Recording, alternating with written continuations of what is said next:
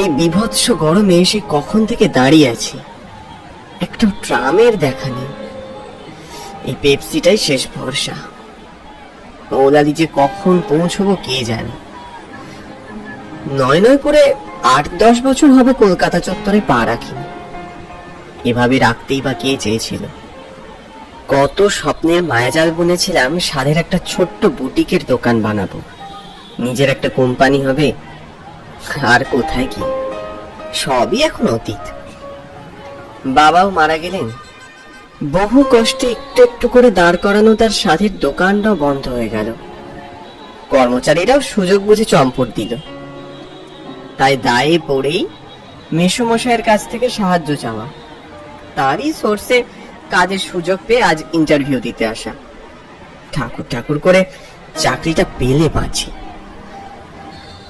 বহু অপেক্ষার পর অবশেষে ট্রামের দেখা মিলল। পেপসির প্যাকেটটা ফেলে দিয়ে ট্রামে উঠে পড়লাম। ট্রামে গুনে গুনে 4-5 জন লোক হবে। দরজার কাছেই একজন প্রৌঢ় বসেছিল, তারই পাশে জায়গা দেখে বসে পড়লাম। ভাইয়া, নাম কি? হ্যাঁ, সুনির্মল, সুনির্মল দত্ত। তা কোথা থেকে আসা হচ্ছে? আগে আলমপুর, বর্ধমান। ওহো, আমিও তো বর্ধমানেরই লোক ভাইয়া, পাহাড়পুর। তা এদিকে কোথায় যাওয়া হচ্ছে? প্রথমে বুঝতে পারিনি, লোকটা ভারী কৌতূহলী। আসলে একটা ইন্টারভিউ দিতে যাচ্ছি, মৌলালি। বাহ বাহ বাহ, ভালো ভালো। আমিও তোমার বয়সে ইন্টারভিউ দিতে গিয়ে 7 সমুদ্র 13 নদী পার করে দিতাম, বুঝলে? তা ইন্টারভিউতে কি ধরনের প্রশ্ন আসে জানো তো? কি ধরনের প্রশ্ন? না তো। সে কি জানো না? এই ধরো, কোম্পানির উন্নতি বা কোম্পানিতে কিভাবে টাকা ফাঁকা আসে আর কি। তাছাড়া ধরো, ঠিক সেই সময় ট্রামটা একটা স্টপেজে দাঁড়ালো। একটি মেয়ে কপালের ঘাম মুছতে মুছতে ট্রামে উঠলো। কাঁধে একটা শান্তিনিকেতনী ব্যাগ, হাতে 2-3টে আমলকির প্যাকেট। ঘরমাক্ত অবস্থাতেও মেয়েটির ওই স্নিগ্ধ দুচোখ দেখে আমার মনের মধ্যে কি যেন একটা দমকা হাওয়া খেলে গেল। বদহজম, অম্বল, পেট জ্বালা, গলা জ্বালা, বুক জ্বালার জম, স্বাদে অসাধারণ, সস্তার উপকরণ। বাচ্চা থেকে বুড়ো, শরীর সারবে পুরো। এই আমলকির প্যাকেট বাড়ি নিয়ে যান মাত্র 10 টাকায়, 10 টাকায়, 10 টাকায়। পাশে বসে থাকা প্রৌঢ় লোকটি এবার বেশ উত্তেজিত হয়ে মেয়েটিকে ডাকলো। এই মেয়ে, এদিকে আয়, এদিকে আয়। এই বলছি, 10 টাকায় 3 প্যাকেট হবে? না বাবু, এক প্যাকেট 10 টাকা। এত দাম কিসের? এই তো মরা আমলকি। তোদের না খালি লোক ঠকানো ব্যবসা। কিসের লোক ঠকানো? দেখুন বাবু, আপনার পোষালে নেবেন, না পোষালে নেবেন না। ফের ফের মুখে মুখে তর্ক করছিস? কি কি কি কি বলেন? কেন? আরে দাদা, ছেড়ে দিন না, আপনার স্টপেজ তো এসে গেছে। এই টিকিট টিকিট টিকিট। তোকে আমি দেখে নিতাম বেয়াদব মেয়ে, শুধু আমার স্টপেজটা এসে গেছে বলে। হ্যাঁ হ্যাঁ, যান যান। নেবে তো না, শুধু বেকার বেকার ঝামেলা করে। চিৎকার করতে করতে প্রৌঢ় লোকটা নেমে গেল। আশ্চর্য লোক। মেয়েটা এসে আমার পাশে বসলো। ওর ওই ধুলোয় জর্জরিত ওড়না দিয়ে বারবার ঘাম মুছছিল। নেবেন আমলকি? খুব ভালো, এই গরমে শরীর ভালো থাকবে। আমলকি? আচ্ছা দিন 2 প্যাকেট। কোলের উপরে থাকা ঝোলাটা থেকে 2 প্যাকেট আমলকি বের করে আমার হাতে দিল মেয়েটা। বদলে আমিও একটা 20 টাকার নোট ধরিয়ে দিলাম। টাকাটা হাতে পেয়ে মেয়েটার চোখ দুটো কেমন যেন ছল ছল করছিল। আপনার চোখে জল? ও কিছু না, কিছু পড়েছে মনে হয়। এই প্যাকেট ফ্যাকেট কি আপনি নিজেই করেন? হ্যাঁ, ওই আর কি। আজ গরমটা আরো বেড়েছে তাই না? জলটাও নিয়ে বেরোতে ভুলে গেছি। আপনি জল খাবেন? আছে আপনার কাছে? হ্যাঁ হ্যাঁ, এই তো দিচ্ছি।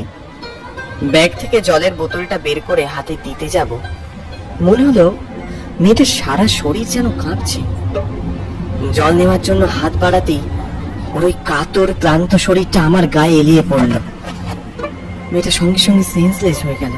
ট্রামে থাকা বাকি লোকেরা হই হই করে এদিকে এগিয়ে এলো। দেখি দেখি সাইডে সাইডে সাইডে জল আছে জল আছে।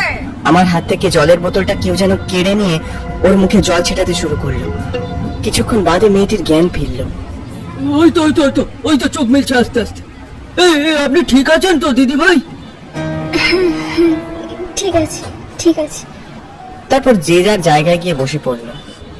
মেয়েটিরও জ্ঞান ফিরতেই খানিক ইতস্তত বোধ করে সরে বসলো।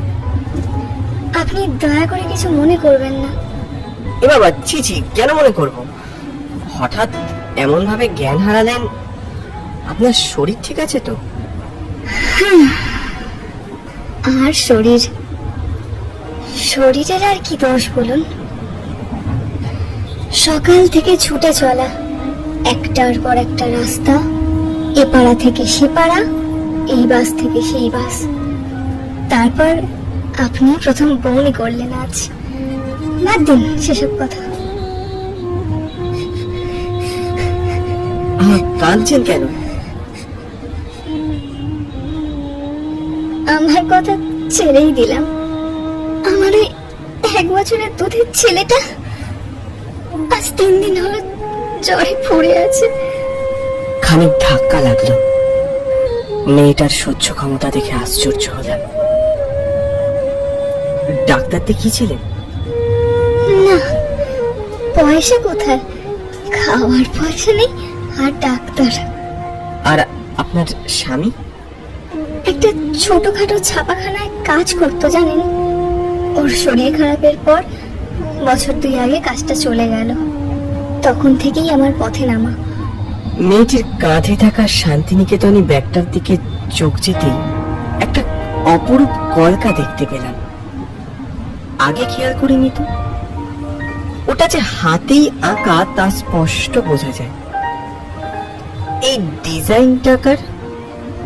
ও, এই ব্যাগটা আমি নিজে কাপড় কেটে বানিয়েছিলাম। আর এই কলকাটা আমার স্বামীর করা। ওই ঘরে বসে কি আর করবে, ছোট থেকে আঁকাঝোঁকা করার শখ ওর, তাই আর কি। অপূর্ব, অসাধারণ। একবার আমাকে ওনার কাছে নিয়ে যাবেন? আপনি আমার বাড়ি যাবেন? হ্যাঁ, যেতে তো চাই, আপনি যদি কোনো আপত্তি না করেন। কি যে বলেন, আপনার মতো মানুষের পায়ের ধুলো আমাদের ভিটেতে পড়লে সে যে আমাদের সৌভাগ্য হবে। ট্রাম থেকে নেমে রাস্তা পেরিয়ে একটা ছোট বস্তিতে ঢুকলাম। সাবধানে আসুন। হ্যাঁ হ্যাঁ, আমি ঠিক আছি।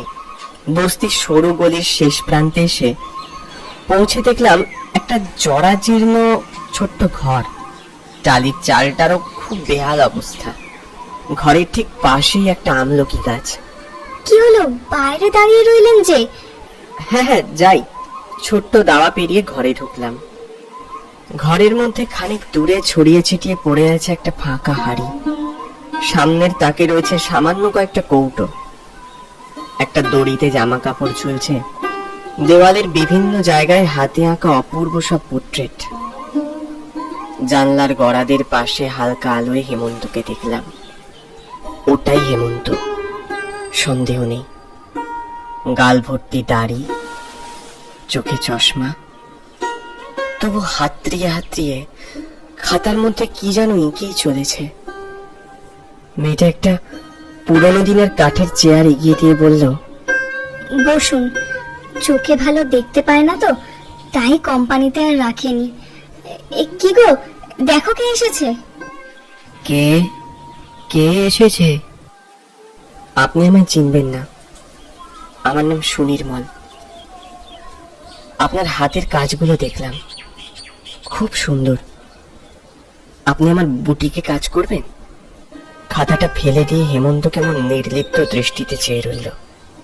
আমি কাজ করব না? মানে শিউলি, তুমি বলনি ওনাকে? আমি তো ঠিক মতো চোখেই দেখতে পাই না। আপনার চিকিৎসার দায়িত্ব যদি আমি নিই? এমনি নয়, আপনি না হয় কাজ করে সে টাকা শোধ করে দেবেন। আমার বাবার হাতে করা একটা বুটিক আছে জানেন, বুটিকটা আমি আবার দাঁড় করাতে চাই। আপনি আপনি একবার শুধু আমায় হ্যাঁ বলুন, আমরা তারপর একসাথে। হেমন্ত মাথা নিচু করে রইল, ওর চোখে জলের ধারা।